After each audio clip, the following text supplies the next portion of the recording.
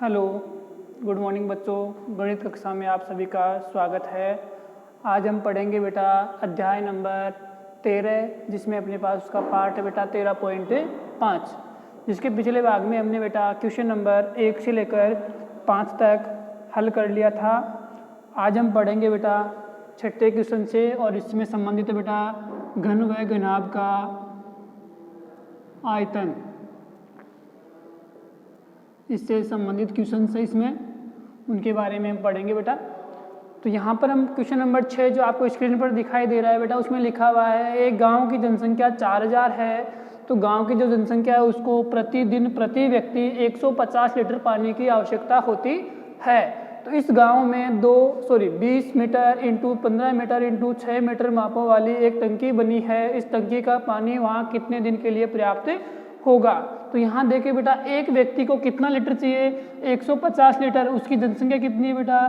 4000। तो रोज का पानी कितना हो जाएगा वो देखें यहाँ पर। हल, गांव की जनसंख्या 4000, प्रति व्यक्ति प्रतिदिन का पानी 150 लीटर।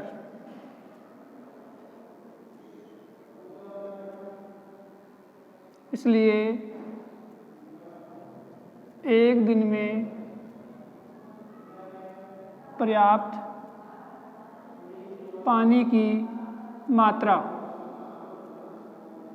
4000 को 150 से गुणा करेंगे तो 15 चौके 60, 1 2 3 4 और 5 लीटर। इतना लीटर पानी उनको एक दिन में चाहिए बेटा, क्योंकि गांव की जनसंख्या कितनी है? 4000 है। यदि एक आदमी 150 लीटर पानी पीता है या उसके काम में आता है तो 4000 को इस हिसाब से कितना लीटर पानी रिक्वायरमेंट पड़ेगा बेटा? तो वहाँ से 1 जीरो यहाँ से आ गया, 3 जीरो यहाँ से आ गए। सॉरी बेटा, ये इतना ही आएगा अपने पास।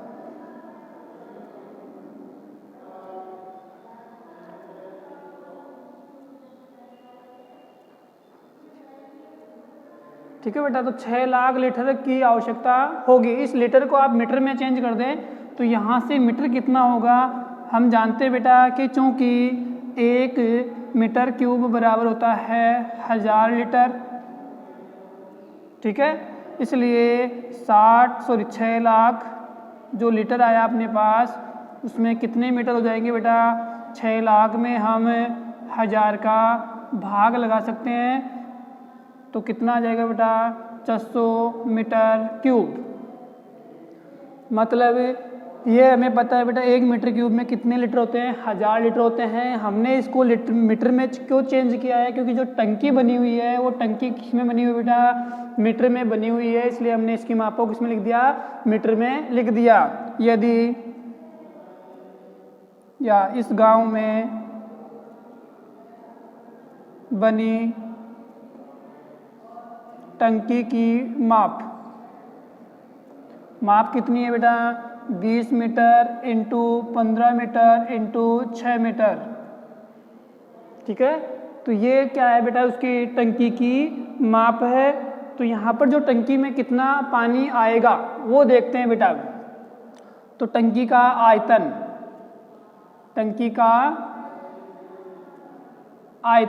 आयतन कितना हो जाएगा बेटा? L into B into H. तो 20 इंटू 15 इंटू 6, तो कितना हो गया बेटा? यहाँ पर 15 छगी 90, 90 दूना 180। तो यहाँ पर अपने पास टंकी का आयतन कितना आ गया बेटा? 1800 मीटर क्यूब। ठीक है, अब ये 1800 मीटर क्यूब जो अपने पास है वो कितने दिन के लिए पर्याप्त होगा? जो उनको एक दिन में कितने पानी चाहिए था बेटा? 6 लाख लीटर चाहिए था। उसको हमने किस में चेंज कर दिया था? मीटर क्यूब में। तो ये वाला और ये वाला, तो टंकी के आयतन में क्या करेंगे बेटा? उस गांव में एक दिन के लिए पर्याप्त पानी की जो मात्रा थी वो कितनी थी? 600 मीटर क्यूब मतलब 6 लाख लीटर। तो इसको आप इसमें क्या कर देंगे बेटा, भाग लगाएंगे तो अपने पास दिनों की संख्या आ जाएगी। इसलिए दिनों की संख्या बराबर 1800 में 600 का भाग लगा देंगे तो 3 दिन के लिए क्या होगा बेटा, वो पानी चलेगा। उस टंकी में जितना पानी है उस गांव के लिए वो 3 दिन तक पर्याप्त होगा। अब बात करते हैं बेटा हम क्वेश्चन नंबर 7। क्वेश्चन नंबर 7 जो आपको स्क्रीन पर दिखाई दे रहा है, किसी गोदाम की माप 40 metre into 25 metre into 15 metre है। इस गोदाम में 1.5 metre into 1.25 metre into 0.5 metre की माप वाले लकड़ी के कितने अधिकतम क्रेट रखे जा सकते हैं। तो इसके लिए देखें बेटा, गोदाम की माप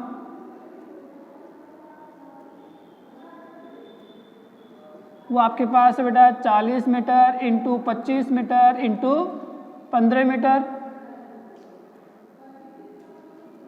लकड़ी के क्रेट की माप वो कितनी दे रखी है बेटा, 1.5 metre into 1.25 metre into 0.5 metre.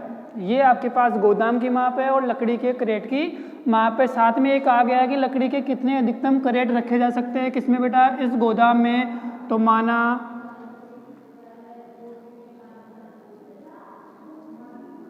अधिकतम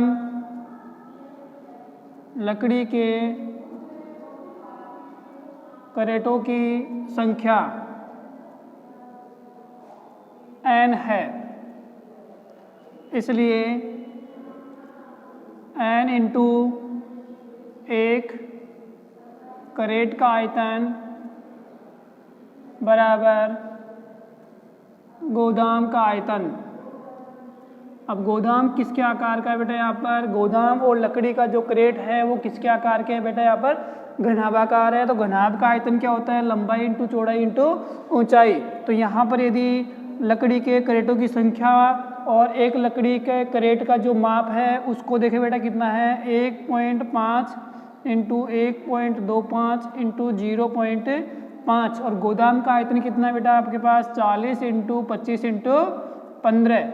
तो यहाँ से हमें n का मान ज्ञात करना है। तो सभी क्या इसके गुणा में उधर क्या हो जाएंगे बेटा, सारे भाग में हो जाएंगे। तो इसमें हम इसका भाग लगा देंगे तो 1.5 इंटू 1.25 इंटू 0.5। 0.3 कितने बेटा, पॉइंट को आप सभी को उठा दें। पॉइंट आपके पास 4 अंकों पर है तो 4 जीरो ऊपर आ जाएंगे बेटा। अब यहाँ 15 125 इंटू 5 रह गया है बेटा। देखिए यहाँ से 1 जीरो, यहाँ से 1 जीरो और यहाँ से 2 जीरो, क्योंकि 2 अंकों पर पॉइंट है तो यहाँ से कितने जीरो हो गए अपने पास, 4 जीरो हो गए हैं। तो इनको आप देखिए कट करना है बेटा। 15 से 15 कैंसिल आउट, 5 से 25 5 बार, 5 से 125 25 बार, 25 से 10,400 बार। 400 को किससे गुणा करेंगे बेटा, हमें 40 से गुणा करेंगे तो अपने पास n बराबर आ जाएगा 16,000। कितने आ गए बेटा, 16,000। तो लास्ट में हम कह सकते हैं अतः क्रेटों की अधिकतम संख्या 16,000 होगी, जो क्या करेंगे बेटा हम गोदाम में रख सकते हैं। तो यहाँ पर क्योंकि जो गोदाम की माप है कितना उसमें आ सकता है वो है बेटा उस क्रेट की माप पर डिपेंड। जो क्रेट की माप है आपके पास वो दे रखी है, उसी प्रकार की कितने क्रेट उसमें रखी जा सकती है। तो इसके लिए उसने क्या दिया है बेटा, उसका आयतन ज्ञात किया है और उस गोदाम के आयतन में लकड़ी के एक क्रेट के आयतन का भाग लगाएंगे तो अपने पास क्रेटों की क्या आ जाएगी बेटा, संख्या आ जाएगी। अब बात करते हैं बेटा हम क्वेश्चन नंबर 8 जो आपको स्क्रीन पर दिखाई दे रहा है। यहाँ पर आपको पृष्ठीय क्षेत्रफल और आयतन के बारे में दिया गया है। 12 सेंटीमीटर भुजा वाले एक ठोस घन को बराबर आयतन वाले 8 घनों में काटा जाता है। नए घन की भुजा क्या होगी, साथ ही इन दोनों घनों के पृष्ठीय क्षेत्रफलों का अनुपात भी ज्ञात कीजिए। तो यहाँ देखिए बेटा, हल बड़े घन की भुजा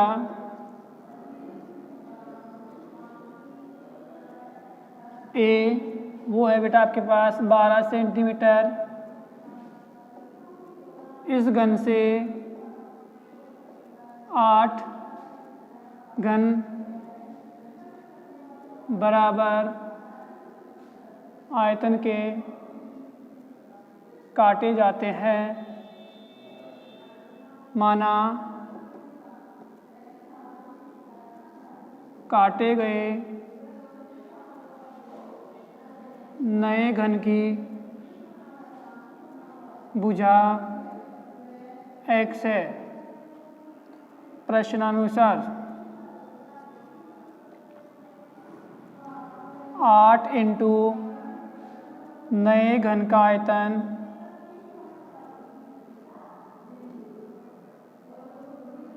बराबर बड़े घन का आयतन।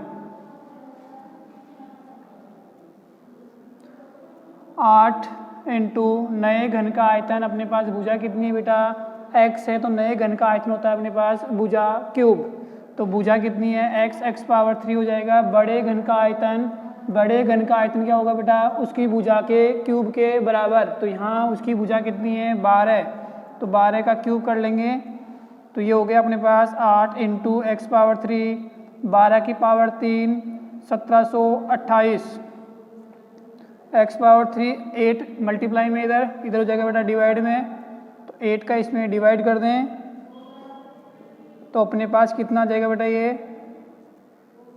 216, और यदि x का मान आपको ज्ञात करना है तो 216 का क्या निकालेंगे बेटा क्यूब रूट, तो यहाँ अपने पास बन रहा है x बराबर 6। अतः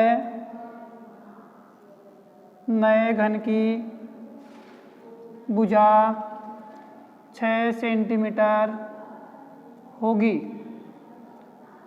ये आपके पास बेटा नए घन की भुजा हमने ज्ञात कर लिया कितनी 6 सेंटीमीटर। तो ये क्वेश्चन यहाँ तक कंप्लीट हो चुका है। इसके बाद ही क्या कर रहे हैं बेटा, साथ ही इन दोनों घनों के पृष्ठीय क्षेत्रफलों का अनुपात भी ज्ञात कीजिए। तो हमें पता होना चाहिए बेटा कि घन का पृष्ठीय क्षेत्रफल क्या होता है, उसको देखते हैं बेटा हम।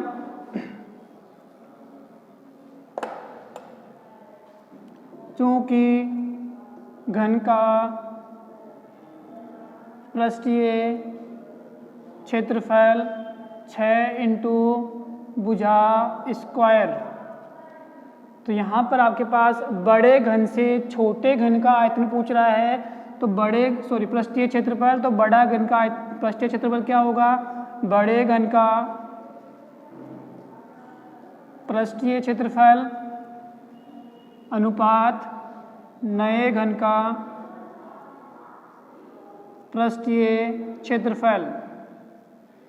तो यहाँ आपके पास बड़े घन के लिए 6 इंटू भुजा स्क्वायर, भुजा कितनी बेटा 12, तो 12 का होल स्क्वायर, इधर भी 6 इंटू भुजा कितनी आ गई 6 का होल स्क्वायर, 6 से 6 कैंसिल आउट, 12 का स्क्वायर 144, यहाँ अनुपात भी लगा सकते हैं और बराबर भी लगा सकते हैं आप, 6 का स्क्वायर 36।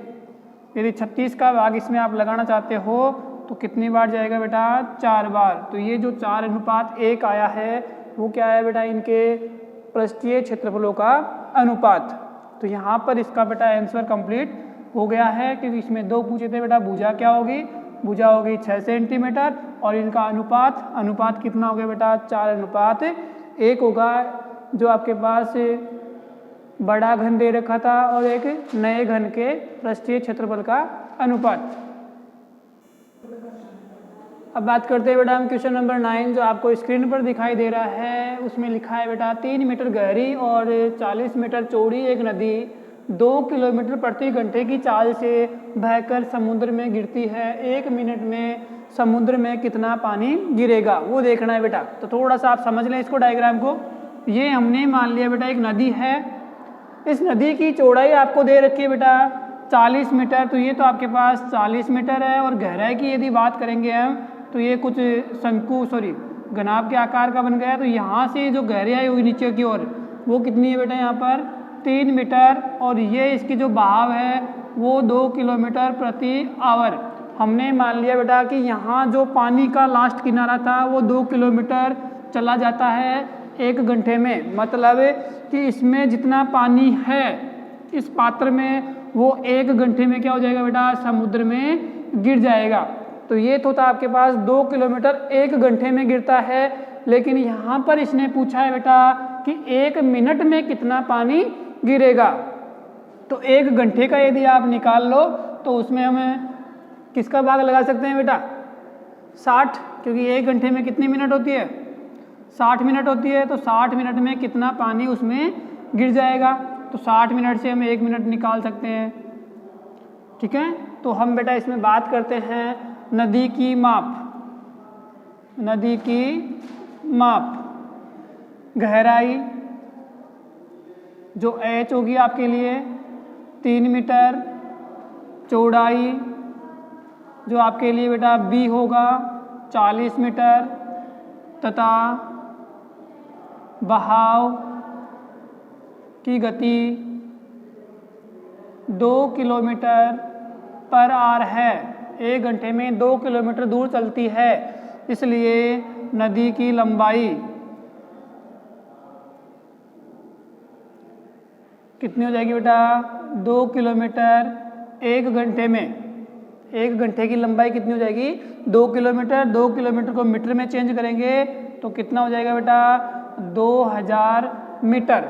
ठीक है, क्यों, क्योंकि 1 किलोमीटर में 1000 मीटर होते हैं, इसलिए हमने 2 किलोमीटर को 1000 से मल्टीप्लाई किया तो अपने पास आ गया बेटा 2000।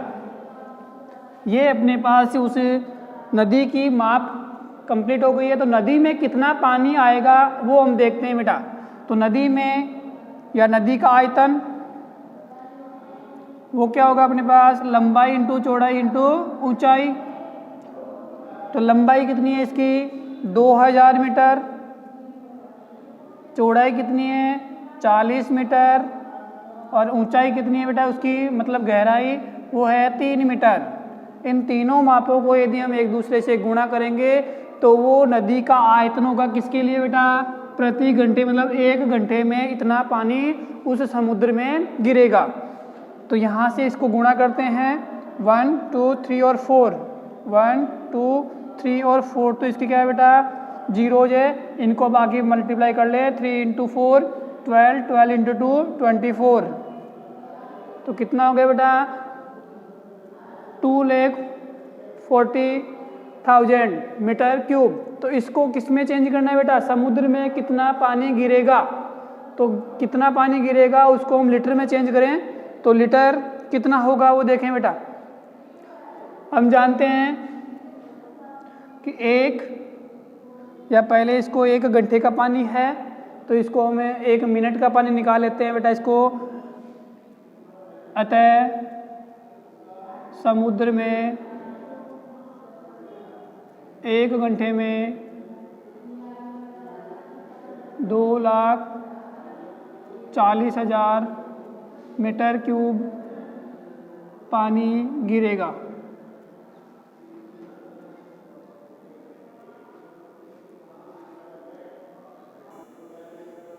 लेकिन हमें किस में निकालना बेटा, इसको मिनट में ज्ञात करना है। तो मिनट के लिए 1 घंटे बराबर 60 मिनट, इसलिए इसमें बेटा किसका भाग लगा देंगे हम, 60 का भाग लगाएंगे तो कितना हो जाएगा बेटा, ये 4000 मीटर क्यूब। इतना पानी गिरेगा 1 मिनट में। यदि आपको इसको लीटर में ज्ञात करना है तो लीटर के लिए क्या करोगे बेटा, इसको 1000 से गुणा कर दें। क्यों, क्योंकि 1 मीटर क्यूब में कितने लीटर होते हैं बेटा, 1000 लीटर होते हैं। और यदि इसको 1000 में कन्वर्ट करेंगे तो इसको बराबर हो गया बेटा 4000 को 1000 से गुणा कर ले तो वो आ जाएगा अपने पास 4, 1, 2, 3, 4, 5 और 6, ये आ गया अपने पास लीटर। तो वो हो गया बेटा 40 लाख लीटर पानी क्या करेगा, उस समुद्र में गिरेगा। यदि उस नदी की चौड़ाई, गहराई और लंबाई आपके पास दे रखी है तो वो 1 मिनट में कितना पानी जाएगा बेटा, उसके 40 लाख लीटर पानी उस समुद्र में गिरेगा। तो ये आपकी बेटा प्रश्नमाला 13.5 कंप्लीट हो गई है। इसके आगे हम 13.6 नेक्स्ट वीडियो में देखेंगे बेटा।